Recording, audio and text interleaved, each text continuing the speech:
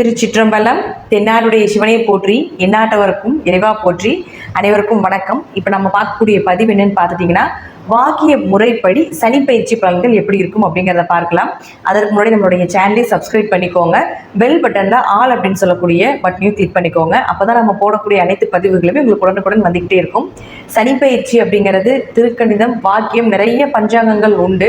நாம் இப்போ பார்க்க போகிற பதிவு என்னன்னு பார்த்துட்டிங்கன்னா, வாக்கிய முறைப்படி எப்படி இந்த சனி பயிற்சி இருக்கும் அப்படிங்கிறத பார்க்கலாம். பொதுவாக திருக்கணிதம் அப்படிங்கிறது திருத்தி எழுதப்பட்ட பஞ்சாங்கம் அப்படிங்கிற ஒரு விதி உண்டு. வாக்கியம் அப்படிங்கிறது வாக்கால சித்தர்களால சொல்லப்பட்ட ஒரு முறை அப்படிங்கிற ஒரு அமைப்பும் உண்டு. இப்போ நாம சித்தர்களால சொல்லப்பட்ட இந்த வாக்கிய முறைப்படி தான் சனி பயிற்சி அப்படிங்கிறது டிசம்பர் மாதம் 20ஆம் தேதி பயிற்சியாக போறார். அதனுடைய பலன்கள் என்ன, அதற்கு முழுமையாக நாம என்ன மாதிரி வழிபாடுகளும் செய்யலாம் அப்படிங்கிறதையும் நாம இந்த சேனல்ல பார்க்கலாம். மிதுன ராசிக்குண்டான சனி பகவானுடைய பயிற்சி பலன்கள் எப்படி இருக்குன்னு பார்க்கலாம். மிதுன ராசி அப்படின்னாலே அஷ்டமச்சனி, கண்டச்சனி எல்லாமே படாத பாடுபடுத்திருக்கும். இடையில ராகுகேதுகள் அதே டைம்ல இருந்தாங்க. இவர்கள் எல்லாமே விட்டு விலகிட்டாங்க. இந்த மிதுன ராசியை பொறுத்த வரைக்கும் பார்த்துட்டீங்கன்னா கொஞ்சம் இடைஞ்சல் இருந்துகிட்டே இருந்தது. இப்போ டோட்டலா வாக்கிய முறைப்படி மிதுன ராசியை விட்டு சனி பகவான் விலகுகின்றார். அப்போ மிதுன ராசிக்கு மிகப்பெரிய யோகத்தை கொடுக்கக்கூடிய ஒரு காலம் அப்படிங்கிறது வந்துருச்சு அப்படிங்கிறது நீங்க எடுத்துக்கலாம். ராசிக்கு 9ஆம் வீட்டுல சனி பகவான் இருக்கின்றார். உங்களுடைய ராசிக்கு 8 மற்றும் 9ஆம் அதிபதினு சொல்லக்கூடிய சனி பகவான் 9ஆம் வீட்டில் இருப்பது பூர்வீக சொத்துக்கள், அப்பா மூலமாக உதவிகள், இது எல்லாமே கிடைக்கிறதுக்கு உண்டான வாய்ப்புகள் உண்டு. உங்க கஷ்டங்கள் எல்லாமே பறந்து போய் நிம்மதியா இருக்கக்கூடிய ஒரு அமைப்பை நிச்சயமாக ஏற்படுத்தி கொடுப்பார். எந்த அளவுக்கு நீங்க கீழே விழுந்தீங்களோ அதே போல பிரம்மாண்டமா எழுந்து வரக்கூடிய ஒரு அமைப்பை நிச்சயமாக இந்த வருடம் உங்களுக்கு ஏற்படுத்தி கொடுப்பார். இந்த 2.5 வருட காலங்களும் கொஞ்சம் கொஞ்சம் பிரச்சனைகள் வருமே தவிர, ஏன்னா 9ல சனி இருந்தா பூர்வீகம் சார்ந்த சொத்து பிரச்சனைகள் வரும், பங்காளி உறவுகள் சார்ந்த சொத்து பிரச்சனைகள் வரும், நண்பர்களுக்குள்ள, உறவினர்களுக்குள்ள, சொந்த பந்தத்துக்குள்ள கொஞ்சம் பிரச்சனைகளும் ஏற்படுத்தி கொடுப்பார். இது மட்டும்தான் ஒரு மைனஸே தவிர மற்றபடி வளர்ச்சி அப்படிங்கிறது நிச்சயமாக உண்டு.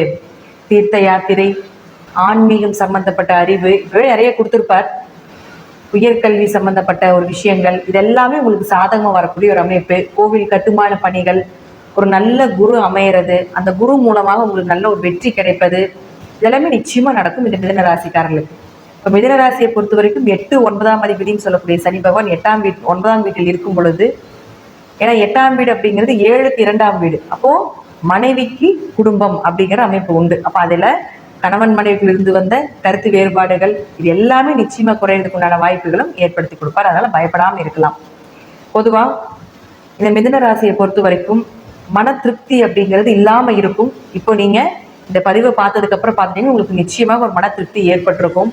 இப்ப சனி பகவான் இருக்கும் இடத்தை கொடுப்பார், பார்க்கும் இடத்தை கெடுப்பார் அப்படிங்கிற அமைப்பு உண்டு.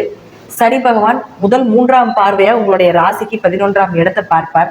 அப்ப லாபங்கள் சம்பந்தப்பட்ட பிரச்சனைகள் இருந்தாலும் பின் உங்களுக்கு ஒரு நிவர்த்தி அப்படிங்கிறத ஏற்படுத்தி கொடுப்பார்.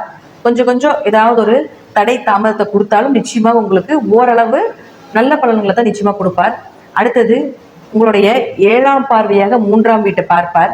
அப்ப 3ஆம் வீட்டை பார்க்கும் பொழுது நம்ம வந்து சொல்லியிருந்தோம் 9ஆம் வீட்டுல இருந்தா பூர்வீகம் சம்பந்தப்பட்ட சொத்து பிரச்சனைகள் வரும்னு சொல்லியிருந்தேன். இந்த 3ஆம் இடம் அப்படிங்கிறது சகோதர உறவை குறிக்கக்கூடிய ஒரு இடம். அப்போ உங்களுக்கு சகோதரர்கள் மூலமாக பூர்வீகம் சம்பந்தப்பட்ட பிரச்சனைகள் வர்றது வாய்ப்புகள் உண்டு. 3ஆம் இடம் அப்படிங்கிறது தைரியம், விஜய வீரிய ஸ்தானம் அப்படிங்கிறதுனால கொஞ்சம் தைரியம் குறையும். அதாவது ஒரு மனசு திருப்தியே இருக்காதுன்னு வச்சுக்கோங்களேன். எதா இருந்தாலும் பார்த்துக்கலாம், நடக்கிறத தான் நடக்கும் அப்படிங்கிற ஒரு அமைப்பை ஏற்படுத்தி கொடுத்துரும். கொஞ்சம் தைரிய குறைவையும் நிச்சயமாக ஏற்படுத்தி கொடுப்பார். அது சனி பகவான் 10ஆம் பார்வையாக 6ஆம் வீட்டை பார்ப்பார். 6ஆம் வீடு அப்படிங்கிறது உங்களுடைய வேலையை சொல்லக்கூடிய ஒரு இடம். அப்போ வேலையில ஏதாவது ஒரு வம்பு வழக்குகள் வரலாம், மேல் அதிகாரிகள் மூலமாக ஏதாவது ஒரு பிரச்சனைகளை கொடுக்கலாம், இதெல்லாமே இருக்கும். இதுல கொஞ்சம் கவனமா இருங்க. ஏதாவது ஒரு கடனோ நோயோ ஏதாவது ஒன்று வந்துகிட்டே இருக்கும், அல்லது கடன் வாங்கி தொழில் செய்யக்கூடிய ஒரு அமைப்பு இதெல்லாமே நிச்சயமாக ஏற்படுத்தி கொடுப்பார். ஏன்னா ராகு 10ல் இருக்கும்போது ஏதாவது ஒரு தொழிலை கொடுத்தே தீரணும் அப்படிங்கிறது விதி. 10ல் ராகு இருந்தால் பல தொழில் செய்யக்கூடிய ஒரு அமைப்பு உண்டு. அப்போ உங்களுக்கு சனி பகவானும் 6ஆம் வீட்டை பார்க்கறதுனால கடன் வாங்கியாவது தொழில் செய்யக்கூடிய ஒரு அமைப்பையும் நிச்சயமாக ஏற்படுத்தி கொடுப்பார். ஜாதகத்துல தசாபுத்தி நல்லா இருந்து உங்களுடைய தொழில் ஸ்தானம் நல்லா இருந்தா மட்டும் சொந்த தொழில் பண்ணுங்க.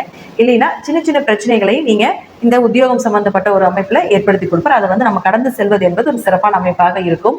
பொதுவா மிதுன ராசிக்கு இந்த 5 வருட காலங்கள் பட்ட கஷ்டங்கள் இந்த அளவுக்கு இருக்காது இப்போ அப்படிங்கிறத முழுமையான உண்மை.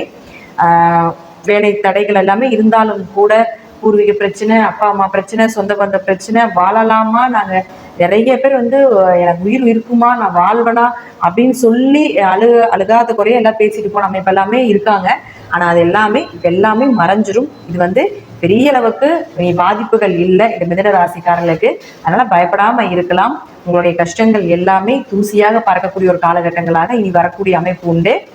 மிதுன ராசிக்கு ஒரு 70% இந்த சனி பயிற்சி நல்ல பலன்களை தான் கொடுக்க போகின்றார்.